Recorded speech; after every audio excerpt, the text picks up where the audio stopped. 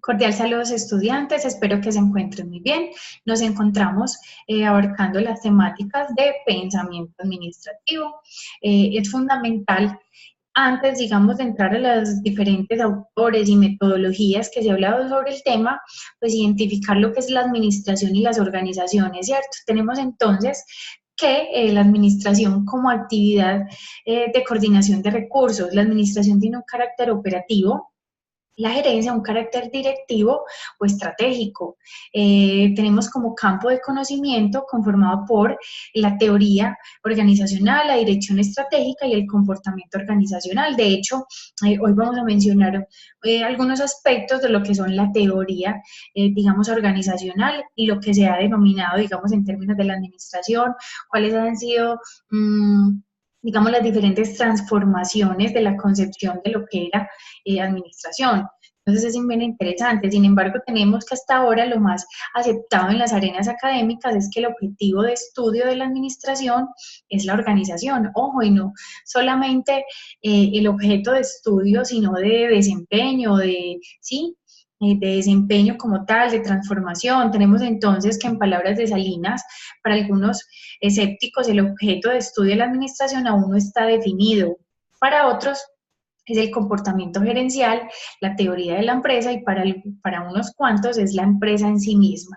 Sin embargo, ojo, personalmente me atrevería a decir que son todos estos aspectos. Sin embargo, ya que no podríamos hablar de administración si no hablamos del comportamiento gerencial, si no hablamos de lo que es en la empresa puntualmente, lo que es en sí misma, si no hablamos de lo que son todas las herramientas dinámicas para que las empresas puedan tener un desarrollo funcional y puedan lograr sus objetivos puntualmente. Entonces, será importante. Vale la pena mencionar el objeto o el concepto de organización, donde tenemos que es un ente social, creación humana, creado por personas intencionalmente. ¿Para qué? Ojo, para sacar unos productos o servicios al mercado, ¿sí? De hecho, aquí dice orientado hacia unos objetivos. ¿Cuáles serán esos objetivos? Entonces, bueno, sacar productos o servicios al mercado, satisfacer unas necesidades, ¿sí? Llegar a unos mercados puntualmente, pero el objetivo fundamental será ¿cuál? Entonces, obtener un recurso económico y financiero, ¿cierto? Entonces, ojo, puede que ustedes me digan, bueno, existen unas empresas sin ánimo de lucro, sí, está bien, pero, y lo digo mucho, sin embargo, ese sin ánimo de lucro es sin ánimo de pérdida. Puede que esas empresas no trabajen en pro de obtener una rentabilidad económica, pero ojo, al menos sí de un sostenimiento, es decir, al menos eso que ellos hacen, eh, tanto venta de productos o servicios, pueda aportar al sostenimiento de la organización y pues hacer, digamos, su aspecto como tal de ayudar a personas, a madres, a cabezas de hogar, ¿sí?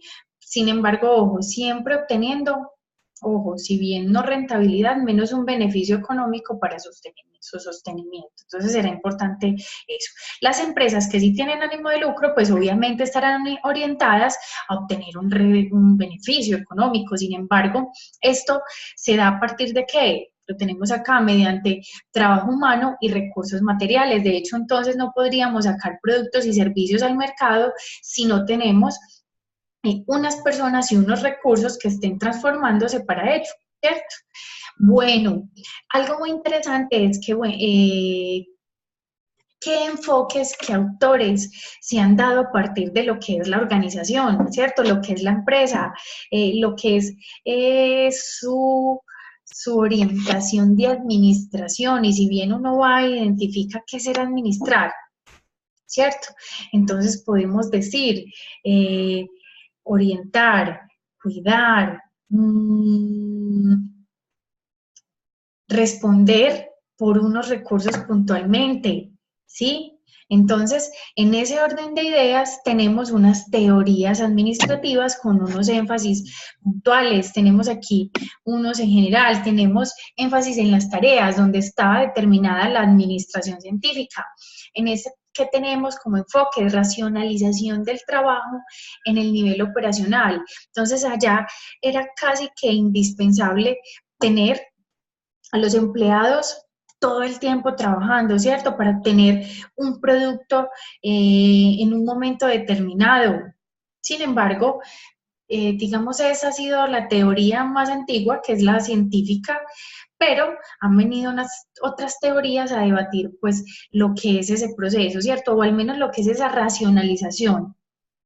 Pienso que todavía, claro, la administración científica se da, pero de otras maneras, ¿sí? Ya digamos no de una forma tan rígida como era en ese momento o en esos tiempos. Por ejemplo, tenemos la que es en énfasis en la estructura, donde tenemos la teoría clásica o neoclásica, donde tenemos una organización formal, principios generales de la administración y unas funciones. Miren que cuando hablamos de lo clásico, ¿sí? O de lo más antiguo, viene dándose, digamos, una estructura muy rígida, ¿sí? Se viene dando algo muy estructurado, muy definido, eh, muy estricto, por así decirlo. Viene entonces una siguiente teoría que es la burocracia. En esta tenemos organización formal burocrática, racionalidad organizacional. Seguimos con ese énfasis en lo rígido, donde esta, digamos, organización formal se ven puntualmente en el organigrama, cómo está estructurada la organización, bajo qué personas, qué estructura, qué cargos y cómo responden cada uno de ellos pues a ciertas cabezas, ¿cierto? Sin embargo, volvemos a lo mismo, una estructura muy rígida. Viene la teoría estructuralista, donde aquí ya, digamos, se abre un poquito más ese concepto de rígido, tenemos un múltiple enfoque, organización formal e informal, tenemos que la estructura formal de la organización es ese organigrama del que venimos hablando, pero la informal son, digamos, las otras relaciones que se dan en la organización, como el compañerismo, la amistad. Entonces acá ya no estamos hablando de los cargos y a quién le tienen que responder, sino que entonces la secretaria de general es amiga del gerente contable, ¿sí? Que la señora del aseo o la que ayuda con esos aspectos es amiga de la chica de ventas, ¿sí? Entonces, de otro tipo de relaciones que se dan dentro de la organización, ojo, que son susceptibles e interesantes de analizar, porque en muchas ocasiones ese tipo de relaciones informales afectan o benefician, digamos, el trabajo dentro de la organización. Entonces, es interesante. También tenemos análisis intraorganizacional e interorganizacional. Entonces, hay un aspecto también bien importante y es entonces lo que se da por fuera y dentro de la organización y cómo esto afecta, pues, digamos, el deber ser de la empresa o los diferentes procesos. Por eso es fundamental desde el rol del administrador analizar el entorno, qué está pasando. Ojo, y siempre hablamos de un entorno externo y el entorno interno, ¿sí? Entonces, ¿y cómo esos dos confluyen para obtener, pues, o llegar a esos objetivos fundamentales en la organización? Ahora nos vamos para el énfasis en las personas. Este es muy importante y vino, digamos, en un momento donde se quiso también dar un cambio en lo que era esa organización tan formal y tan rígida. Por eso acá tenemos entonces teoría de las relaciones humanas, organización informal. Miren que aquí ya se le da un énfasis puntual, digamos, a este proceso, ¿sí?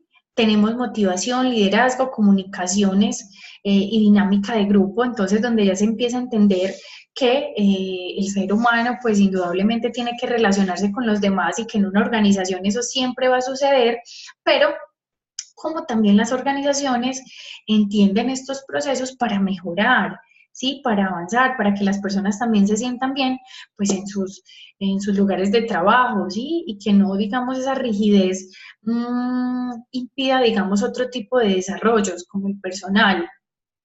Tenemos la teoría del comportamiento organizacional con los estilos de administración, teoría de las decisiones, integración de los objetivos organizacionales e individuales. Y miren que aquí ya se empieza a identificar a la persona desde otras perspectivas, no solamente desde el trabajo. Trabaje, trabaje, trabaje, no, sino cómo también se puede integrar los objetivos organizacionales con la persona. Y bueno, y de aquí también vino a darse otros aspectos como son las metas en la organización, entonces donde a usted le dicen, bueno, esta es tu base salarial, pero si vendes más o si haces estos aspectos, vas a ganar más. Entonces ahí también, bueno, de cierta manera van apuntando a los objetivos, digamos, individuales, al menos en términos económicos. Ojo, pero habrán otros momentos donde también la forma de trabajo, los horarios, la forma de comunicación ayuden pues a que también se cumpla este tipo de objetivos, ¿sí? Listo, y tenemos la teoría del desarrollo organizacional, donde tenemos cambio organizacional planeado y el enfoque de sistema abierto. En este aspecto, y volvemos al menos a ese análisis del entorno que veníamos hablando, cómo las empresas, digamos, van eh, generando, digamos, unas planeaciones y ya, digamos, las empresas no solamente viven el día a día, sino que van analizando su sector, su industria, su mercado, sus clientes y van identificando ciertos comportamientos y van planeando su futuro, su deber ser, qué otros productos o servicios pueden sacar al mercado o que ya están en el mercado y en efecto ya no están funcionando, entonces definitivamente se tienen que suprimir, ¿sí? Entonces, por eso aquí tenemos enfoque de sistema abierto. De sistema abierto es cómo está funcionando mi empresa en un contexto determinado, ¿sí? Entonces, muy importante. Aquí volvemos a mencionarlo en el siguiente énfasis, que es en el ambiente, donde tenemos la teoría estructuralista, análisis intraorganizacional y análisis ambiental, y la teoría neoestructuralista, donde tenemos enfoque en el sistema abierto. Entonces, estos dos me vienen a decir, bueno, tengo que ejecutar y determinar un análisis al entorno y definir cómo es mi participación en el mercado, cómo son mis productos o servicios, cómo es mi proceso productivo, cómo está el personal en mi organización, está bien capacitado, tiene el conocimiento necesario para ejecutar, digamos, lo que me está pidiendo el entorno, ¿sí? Como me está pidiendo el mercado que tienen que ser los productos o los servicios. Y si no lo está, ¿cómo me preparo para ello? Entonces aquí ya lo que les decía, hay entonces una perspectiva distinta de cómo se concibe la administración en la empresa, ¿cierto? Y digamos los roles que ocupa cada uno digamos, de las personas, de los procesos, de los materiales y cómo tienen que estar inmersos en cada uno de los procesos. Finalmente venimos a este énfasis que es en la tecnología. Tenemos teoría de la contingencia, administración de la tecnología, imperativo tecnológico. Sin embargo, a pesar de que tiene este nombre, yo tengo que estar atento constantemente cuando hago ese análisis del entorno, qué está pasando en términos tecnológicos, ¿sí? Entonces, si mi empresa se basa o tiene mucha base tecnológica, pues cuáles son los procesos que tengo que ejecutar, cada cuánto debo mejorar o cambiar mis procesos, mi maquinaria, mis equipos, cada cuánto mi personal tiene que estar capacitándose o actualizándose para mejorar mis procesos, ojo, y obviamente mis productos. Recuerden que cada cambio, cada mejora que yo haga en procesos, en materiales, en personal, será en pro de mejorar los productos y servicios, en pro de vender más y obviamente y finalmente en pro de obtener mayor beneficio económico, ¿sí? Y financiero. Tenemos entonces unos enfoques administrativos y teorías organizacionales. Volvemos a mencionar las anteriores, pero ya aquí, digamos, en unos momentos históricos, tenemos entonces el mejoramiento industrial, donde tenemos la administración sistemática, economía clásica, lo hablábamos ahorita. Comportamiento del trabajador en el taller, miren lo que es mencionado en el taller, ¿sí? Donde decíamos que casi que es trabaje, trabaje y trabaje. Tenemos un segundo momento, la teoría neoclásica, hombre económico racional, movimiento obrero. Entonces ya vienen otros temas como el trabajo, las mercancías, salario, departamento de personal, ya viene cambiando un poquito. Psicología industrial, acá tenemos lograr eficiencia en el taller. Aún no cambiamos esa perspectiva de taller, pero sí al menos este concepto de eficiencia. Después tenemos hombre social, institucionalización, entonces negociación, relaciones industriales, relaciones humanas, ¿sí? Acá tenemos condiciones que afectan la capacidad humana en el trabajo. Miren que ya viene cambiando la perspectiva como tal de lo que es la persona. Luego tenemos hombre organizacional, neoliberalismo, recursos humanos. Este ha sido casi que un tema, miren, recurrente de la administración, el recurso humano. Finalmente, sin las personas, ojo, no habrían empresas. Puede que ya muchas empresas no requieran muchas personas porque tienen eh, mucha maquinaria, equipos, pero finalmente, ¿quiénes tuvieron la idea? ¿Quiénes tendrán que ir a estar atentos de que esas máquinas funcionen, de que den los procesos como tienen que ser? Pues tendrán que ser las personas, ¿cierto? Entonces, interesante. Acá tenemos reducción del costo, tenemos lograr que se alcance la estrategia del negocio, ya hablamos en términos de lo humano y lo financiero puntualmente, y finalmente hombre psicológico, hablamos de globalización, seguimos con lo que es el talento humano, gestión del conocimiento, y tenemos entonces lograr un nuevo contrato psicológico, donde entonces ya no solamente la persona trabaja por un aspecto económico y financiero puntualmente, sino también por unas condiciones distintas, ¿sí? Y por otros aspectos que también pueden ser importantes para la persona y no solamente lo económico. Finalmente, como para tener una perspectiva más global de lo que es la organización, me parece interesante mencionar estos aspectos puntualmente que están inmersas en el día a día de lo que es la empresa, ¿sí? Tenemos cultura propia, sistemas abiertos, estructura de poder y control, conflictos o conflictiva, compleja, holística, dinámica y capacidad de aprendizaje. Todo esto, digamos, a la luz de los diferentes momentos históricos han venido dando cómo trabajan las organizaciones a la luz de qué y para qué, ¿cierto? ¿Cuáles serán los objetivos fundamentales pues para cada una, que bien veníamos hablando desde un tema económico y financiero? Bueno, este es como un abrebocas en términos generales de lo que es la primera unidad. Espero sea de su agrado. Ya saben que cualquier duda o inquietud, con mucho gusto, pues será atendida. Feliz tarde para todos.